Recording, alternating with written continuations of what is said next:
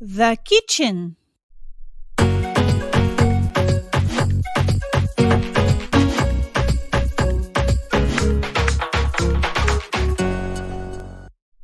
Te whare tutu.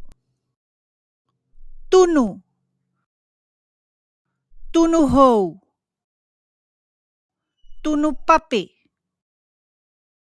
Inu. Wharei.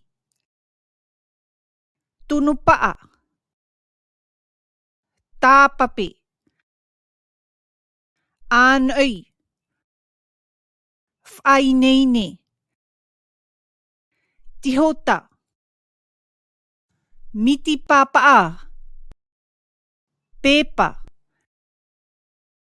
Wharaua. Hueromoa.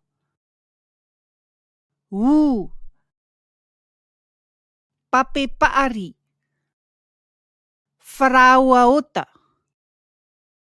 Haari. Firifiri.